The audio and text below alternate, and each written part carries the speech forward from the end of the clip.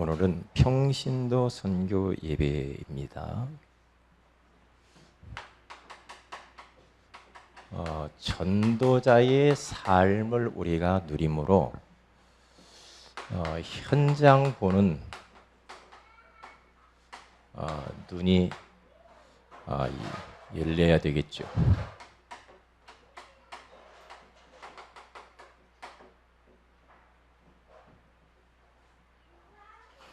왜 전도자의 삶을 자꾸 이야기하느냐? 우리가 주일날 나와서 예배 드리는 것도 가장 중요하죠. 그러나 이 은혜를 6일 동안 내 삶 속에서 계속 누리는 것이 이제 그게 바로 전도자의 삶이거든요. 썬데이 크리스찬이 되면 안 되잖아요. 주일날만 그리스도인인 것처럼 우리는 그렇게 살면 안 되죠. 그런 소리를 많이 한단 말이죠. 저건 꼭 교회 가서만 예수 믿는 척 한다고 그런 소리 듣잖아요. 우리 교회는 그렇게 안 되죠. 왜냐? 삶 속에서 주일처럼 살으라는 거거든요. 자, 그래서 오늘 말씀을 잘 붙들어야 되겠습니다. 하나님이 우리에게 인생의 답을 주었죠. 복음, 예수 그리스도. 그러면 이 복음의 가치를 알고 복음을 내 삶 속에서 이제 나의 복음으로 내가 누리고 복음이 체험이 되는 게 중요해져. 내가 복음으로 예수의 이름으로 기도하니까 응답되는구나.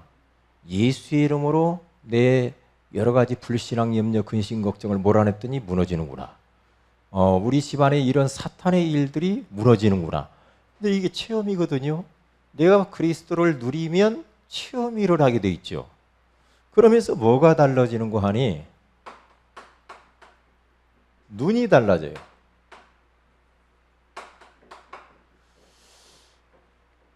그러니까 뭐든 보는 눈이 달라지는데 이렇게 달라지다. 나를 보는 눈이 달라지더라고요.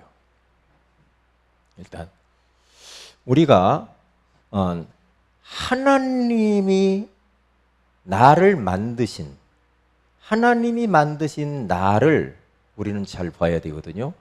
성경에서 말씀하시는 나가 도대체 누구냐 그렇게 봐야지 다른 사람이 나한테 어떻게 말하느냐 그것은 중요하지 않죠. 왜냐? 하나님이 나를 어떻게 보는가? 하나님의 말씀에서 나를 어떻게 말하는가? 이게 중요하죠. 내가 나를 어떻게 보느냐도 중요하지 않아요.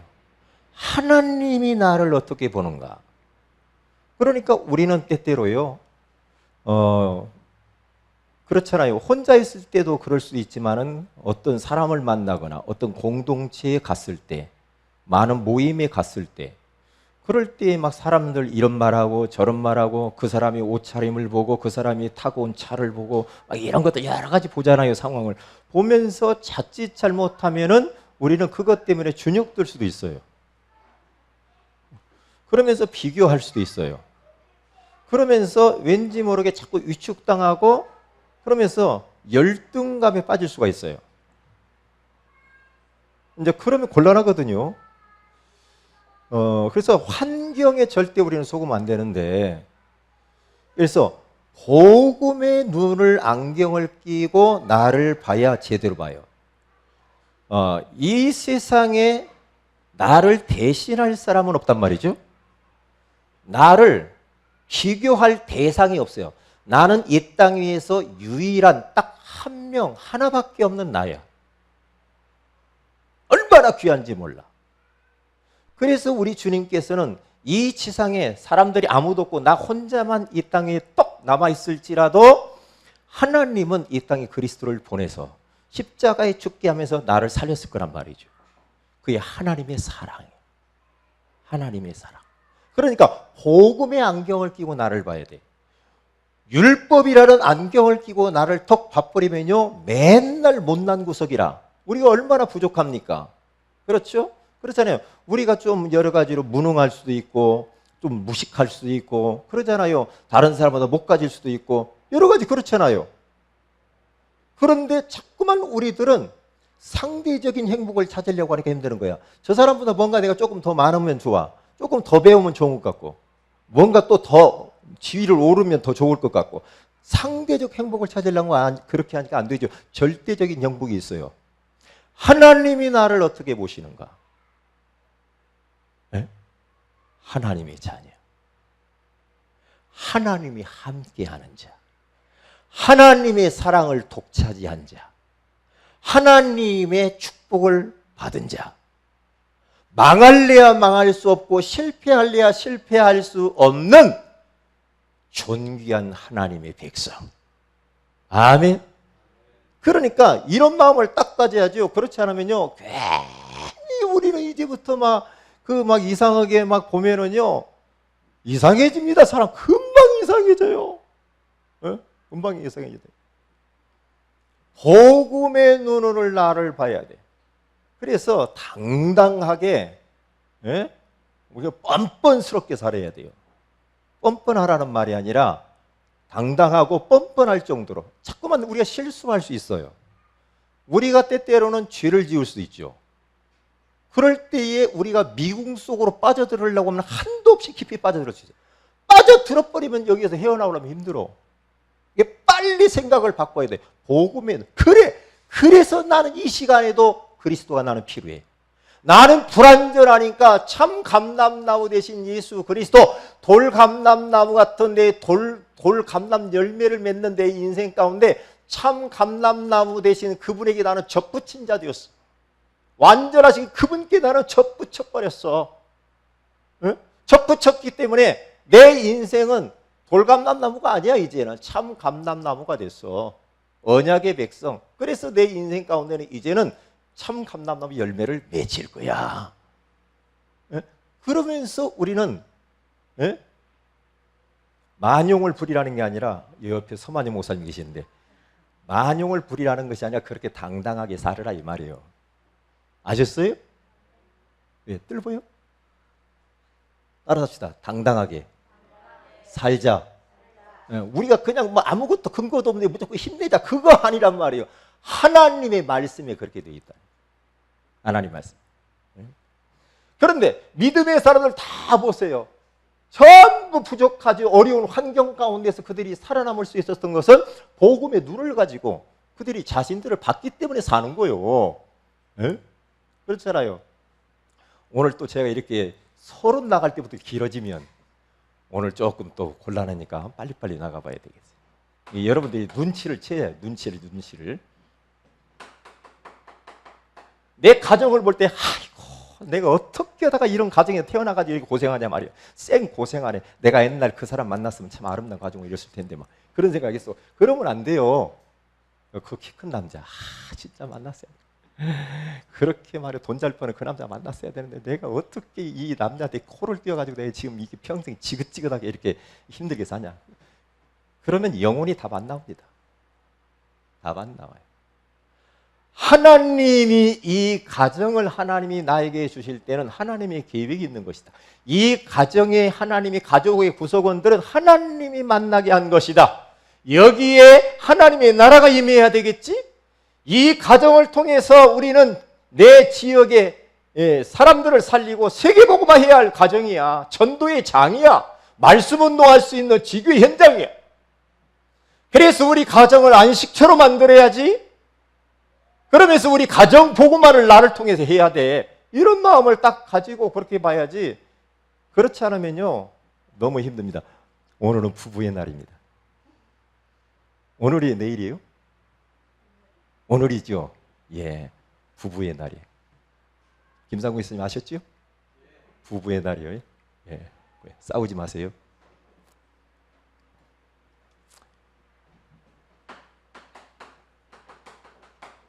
내가 머무르는 현장의 직장이나 사업터나 학교, 이런 거 보세요. 현장을 어떤 눈으로 보는가? 전부 현장의 사람들을 보니까 이게 보통 문제가 아니야. 그리고 지역 보니까 완전히 귀신 문화, 우상 문화들, 정말로 사람들이 불신자 상태 가운데 다 빠져가지고 유리하며 방황하면서 저렇게 고통스럽게 사는구나. 복음의 안경을 끼고 보니까 그 사람들의 껍데기가 보이지 않고 그 사람들의 내면, 숨은 면, 뒷면이 보이면서 이야, 돈 가졌지만 고생하는구나. 네?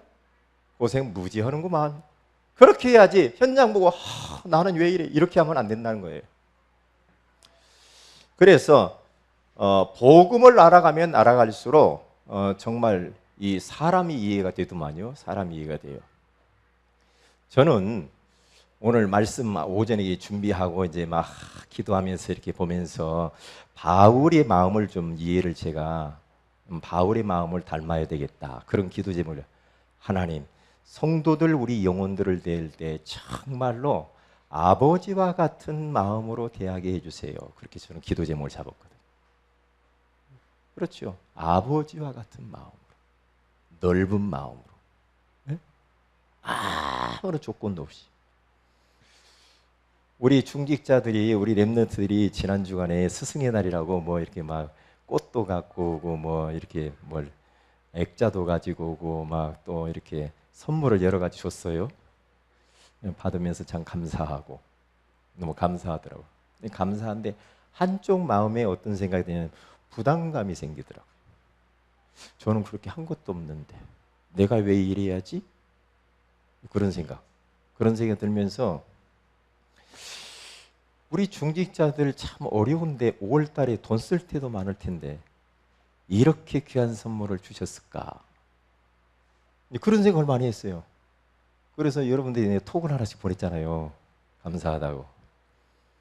그러면서 이제 어떤 마음이 딱 드냐면 그래, 우리 중직자들을 제가 최고 멋있는 데가 식사를 한번 사야 되겠다. 그런 생각을 했어요. 어때요? 어때요? 왜 아멘 안 해요? 아이고 목사님 마음만 받을게요. 그 생각 듭니까? 저하고 같이 가면 누가 또 다른 데 살 수도 있으니까. 항상 그러더라고요. 제가 못하면 우리 성도들이. 이게 마음이 그렇다는 거야. 어렵잖아. 어려운데 우리 중직자들이 이렇게 섬기는 걸 보면서 아, 그렇구나. 이제 그런 마음을 가졌단 말이죠. 자, 현장을 우리가 어차피 우리는 이 세상 현장에서 사니까 현장 이야기하니까 공사판 생각하는데 그거 아니에요. 자, 현장이 어디 우리가 사는 이 세상의 현장이란 말이죠. 그런데 요셉이라고 하는 사람이 복음의 눈을 가지고 현장을 봤다 이 이야기를 하고 싶은 거예요. 왜 하나님은 요셉을 왜 우리 이 외로움을 주신 이유가 도대체 뭐지? 요셉은 어머니가 나엘인데 나엘이 자기 동생 그러니까 막내 베냐민을 낳다가 어머니가 세상을 떠났잖아요. 이게 요셉의 어머니 나엘이 이제 세상을 떠났어요. 그런데 요셉 동생 베냐민을 낳다가 세상을 딱 떠났는데 그러니까 그 나이 틈을 보니까 한 요셉의 나이가 한 3, 4살? 그때 어머니 손이 가장 많이 필요할 때요. 그리고 또 어떻게 보면은 어머니의 사랑을 많이 받을 그런 시기가 아닙니까? 이게 어머니 자꾸 찾죠. 애들이 엄마 찾잖아요. 그럴 때에 엄마가 죽어버렸어요. 이게 베냐민은 차라리 엄마를 모르고 죽었으니까 괜찮을 수 있어. 그런데 이 요셉은 엄마를 막 짜박짜박 걸어다니면서 따라다니고 엄마 이렇게 사랑을 많이 받다가 엄마가 딱 죽었단 말이에요. 이때. 그런데 이제 배달은 이제 그 형제 10명 그리고 새엄마가 3명. 이제 그러한 가정 속에서 왕따를 당해요. 형들 10명이 요셉을 갖다가 너무나 왕따를 당하고 시기하고 질투하고 막 그러잖아요. 그러니까 요셉이 육신적으로 보면은 참 힘들었다 그런 생각이 드는 거예요. 힘들지 않았겠냐. 그런데 하나님이 이것을 안단 말이에요. 하나님이 모르면 그렇지만 하나님이 아시고 하나님이 그런 환경을 허락한 거거든요. 나엘을 하나님이 안 데려갈 수도 있어요. 근데 하나님이 나엘을 데리고 갔단 말이에요. 근데 만약에 나엘이 살아있다고 한다면 어떤 일이 벌어졌을까? 어떤 일이 벌어졌을까? 아마도 엄마 따라다니면서 사랑 많이 받으면서 절대로 어디로 팔려가거나 저 애굽이 안 갑니다. 잘 먹고 잘 살았을 거예요. 하나님 데려가 버리잖아요. 왜 하나님이 요셉에게 이러한 외로운 환경을 허락해 주었는가? 다른 거 아닙니다. 여기에서 하나님이 요셉에게 주신 언약, 다시 말하면 이 복음을 뿌리내리는 기회. 아버지를 통하여서 뿌리내려. 언약을 붙잡고 기도하는 기도의 비밀을 누리는 시간이었어요. 사람이 너무 현실이 막막하고 힘들면은요, 하나님께로 사람이 붙잖아요. 요셉이 그랬단 말이죠. 얼마나 이것을 하나님이 주신 언약과 이 기도의 비밀을 가지고 있었으면은 꿈을 통하여서 하나님이 비전을 주셨습니다. 볕단 11볕단이 자기를 향하여 절을 하고 해와 달과 별들이 자기를 향하여 절하는 것을 꿈을 통하여서 봅니다. 그러니까 하나님이 주신 이 귀한 언약과 그리고 기도의 비밀과 이 꿈의 비전을 진짜 이것을 각인 뿌리 체질화시킬 수 있는 아주 그런 외로운 환경, 하나님께로 붙을 수밖에 없는 그런 환경. 자기 편은 아무도 없어. 아버지 외에는. 근데 보세요. 오늘 평신도 선교 예배인데, 그러니까 우리가 인생을 볼 때에 어떤 한 토막만 보면 안 돼. 인생 전체를 보고 오늘을 봐야 돼. 요셉이 지금 단편적으로 이런 환경 보면 요셉은 참 예수 믿고 망한 사람처럼 보이잖아. 그렇잖아요. 인생을 전체를 봐야 된다니까. 여러분들의 인생을 전체를 놓고 봐야 돼요. 그리고 오늘을 봐야 된다니까. 그런데 형들이 얼마나 괴롭혔으면요, 요셉을 갖다가 죽여버리자 그랬어요. 그래서 괴로움으로 이끄신 이유가 도대체 뭐냐? 동생을 갖다 구덩이에 던져가지고 불쌍하니까 봐주자 형님이 그래가지고, 그래서 구덩이에서 건져가지고 이 상인한테 팔아요. 팔아먹어버리죠. 팔았는데 그가 보디발 장군의 집으로 가서 거기에서 이제 노예 생활을 합니다. 노예 생활을 하는데 얼마나 힘들었을까요? 노예 생활을 하면서 요셉이라고 하는 사람은 한 번도 이런 환경을 원망과 불평하지 않았죠. 이것이 나를 지금 꿈속에서 주신 비전을 이루어가는 과정이요, 노예 생활을 하면서 하나님이 나와 함께하는 이 임마누엘의 비밀로 충분함을 배웠어요.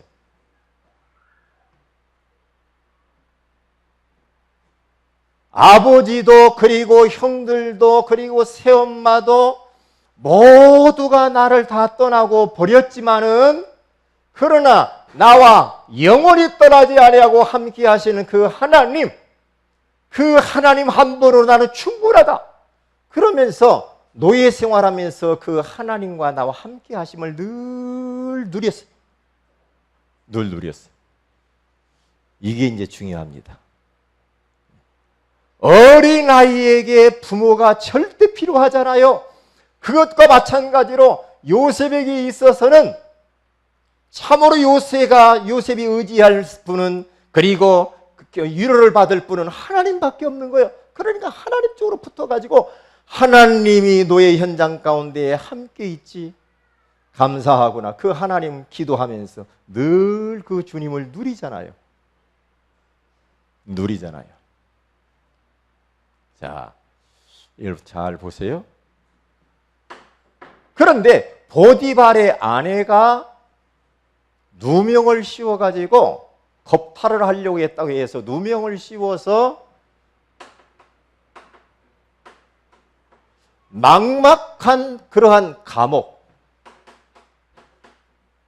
감옥으로 주님께서는 이끄십니다. 그러니까 지금 요셉의 이 인생을 쭉 보면은요, 요셉이 잘못한 것은 아무것도 없는 것 같아요. 잘못한 것 없는데 애매하게 지금 이런 어려운 가운데 지금 이렇게 지금 가게 된단 말이죠. 그런데 전체를 쫙 보고 나면은요, 하나님이 이렇게 하는 거라고. 하나님이. 그러니까 여러분, 나는 왜 이렇게 힘들까? 나 너무 외로워. 너무 괴로워. 내 현실이 이렇게 막막하구나.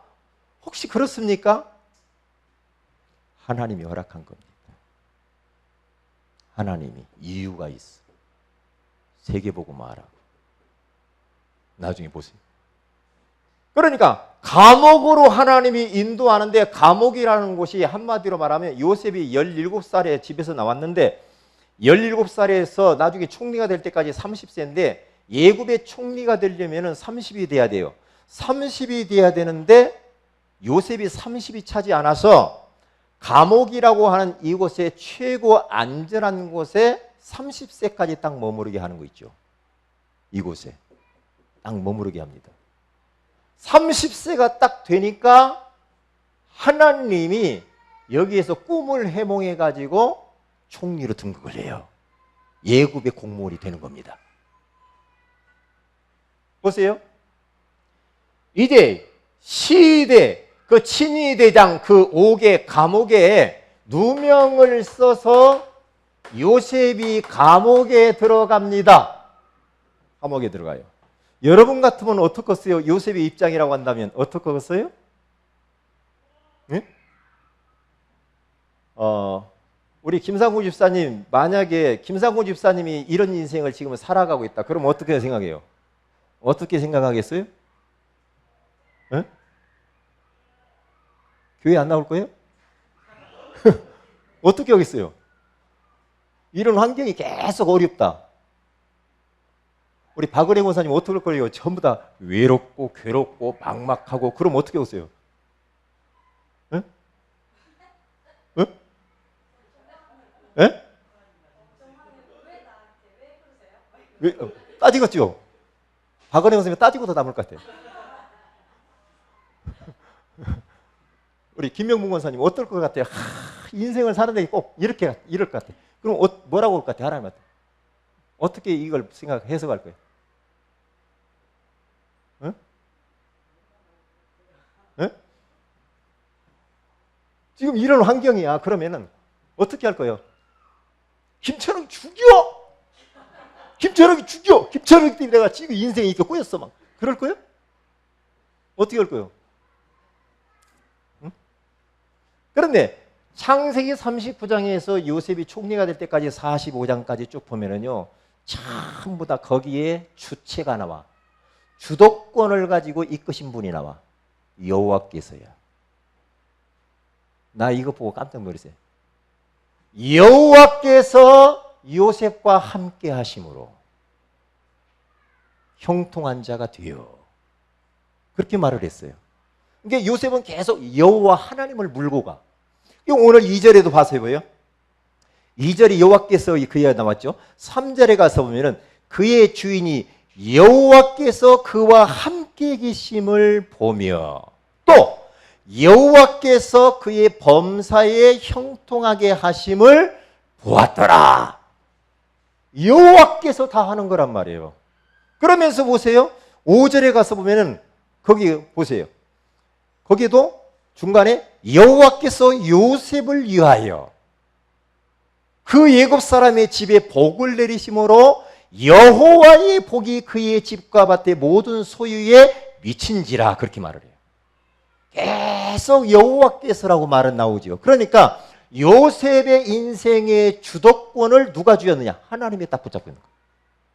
우리도 마찬가지예요. 여러분의 가정도 하나님의 손 안에 있는 겁니다. 우리 교회 하나님 손 안에 있는 거예요. 하나님이 그렇게 하시는 거예요.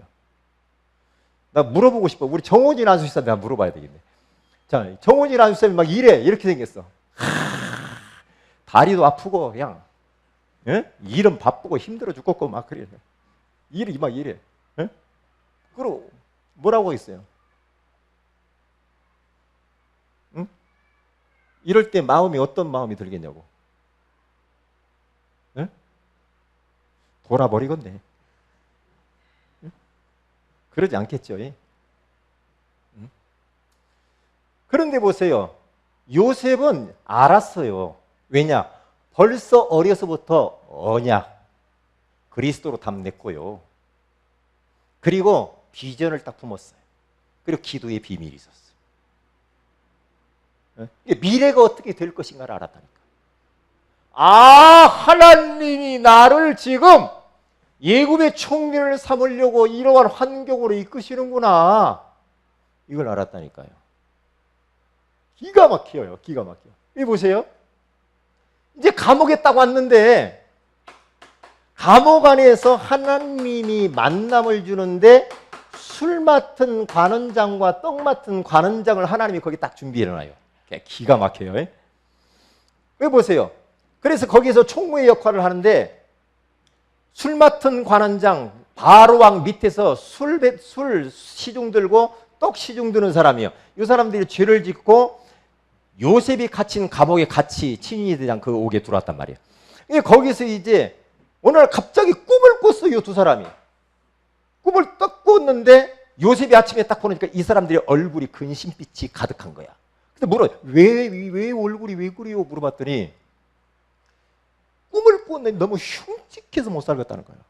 한번 이야기해보라고. 그러면서 요셉이 뭐래? 하나님이 친히 해석하실 것입니다. 그렇게 말해요. 해석은 하나님, 꿈의 해석은 하나님께 있으니까 내게 말해봐라. 그렇게 말해요. 그러니까 항상 요셉 생각 속에는 하나님입니다. 내가 하는 게 아니야. 내가 꿈을 해몽해 주는 거야. 내가 아니야. 하나님이. 그래서 술 맡은 관원장이 이야기를 합니다. 꿈을 꿨는데 포도나무 하나 있는데 새 줄기가 나와가지고 포도여가 막 열었다고. 포도가 열었는데 그것을 짜가지고 내가 바로왕에게 술잔에다 술을 따는 장면의 꿈을 꿨다. 그때 요셉은 그렇습니까? 당신은 다시 복직하게 될 겁니다. 복직해서 바로왕에게 가서 이제 다시 술 시중을 들을 겁니다. 세 가지 가지는 3일입니다. 3일 후에 당신은 여기서 나가서 복직할 겁니다. 그러니까 떡마통 가는 옆에 듣고 있다. 나는 이런 거 보세요. 내 머리에 흰 떡 광주리를 다 이고 있는데 새들이 날아와서 막 쪼아먹어 버렸어요. 쪼아먹어가지고 그런데 이게 무슨 꿈이에요? 그때에 요셉이 새 광주리 이것은 3일인데 앞으로 당신은 이제는 복직이 되지 못할 뿐만 아니라 당신은 이 새, 다시 말하면 죽음, 당신 시체를 나중에 죽어서 당신 새가 다 쪼아먹을 것입니다. 그러면 당신은 이제 앞으로 망할 것을 이야기를 해요. 근데 나중에 가서 그대로 돼버려. 그대로 돼버려. 이야. 그래서 이제 술 맡은 관원장 얼마나 좋겠습니까? 너무 좋아가지고 이제 나갔어. 나갈 때 요셉이 저기 여보시오. 당신이 만약에 복직되고 잘 되거들랑 나를 좀 기억하고 바로왕에게 말을 잘 내서 나를 좀 건져내 주세요. 네? 나를 건져주세요. 그렇게 말을 해요.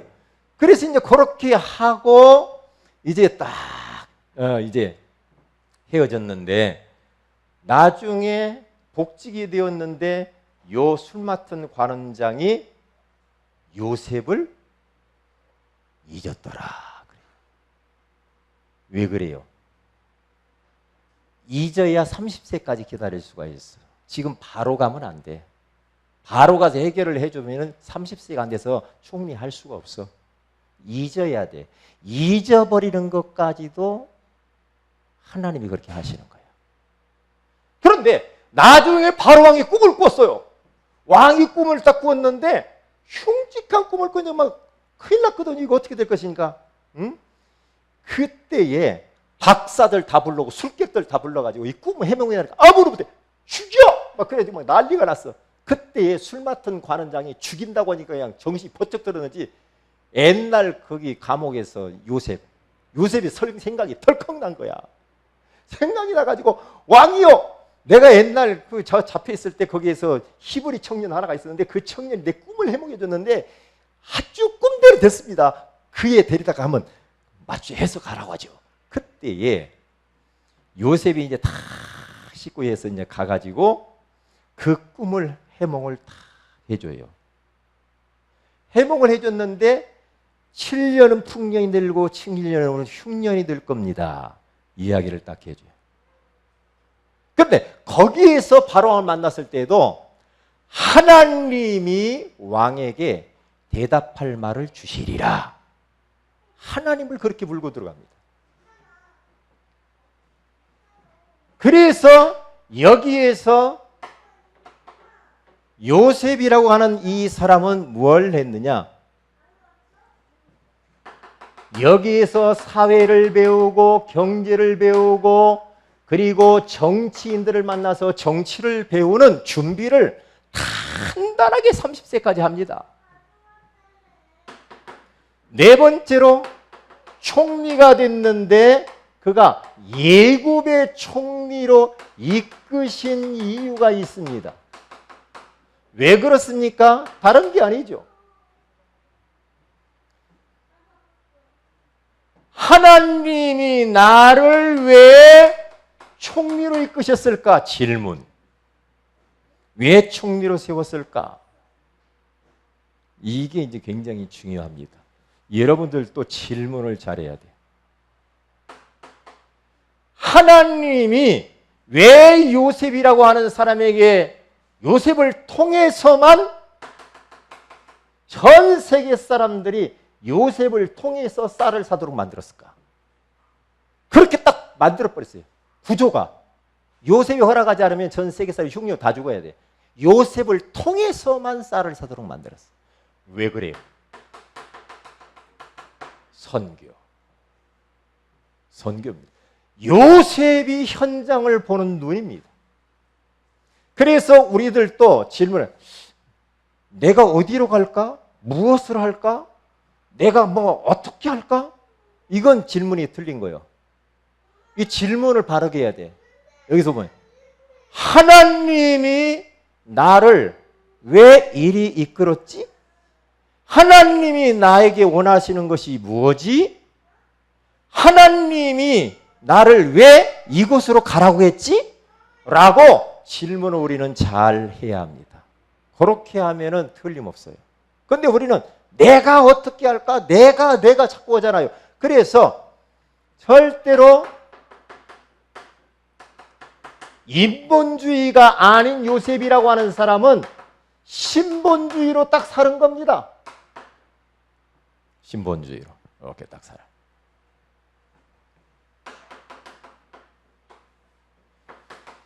결론입니다. 이번 한 주간 동안 무더위 속에서도 우리들은 어떻게 살아야 되는가? 내 하루에 그리고 하루하루의 스케줄을 진짜 누리는 기도, 그 속으로 들어가세요. 학업을 누리고 내가 사업을 누리고 직장생활 속에서 그 스케줄을 깊이 내가 하나님의 계획이 도대체 뭐지 하면서 누리는 기도를, 메시지를 계속해서 누리는 깊은 기도 속으로 계속 들어가셔야 됩니다. 메시지를 누려야 됩니다. 이게 임마누엘이요.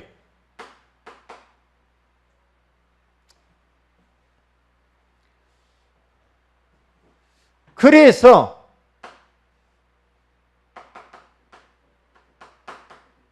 집중 기도 속에서 정말로 치유받는 그런 기도 이렇게 하셔야 됩니다. 한 주간 동안.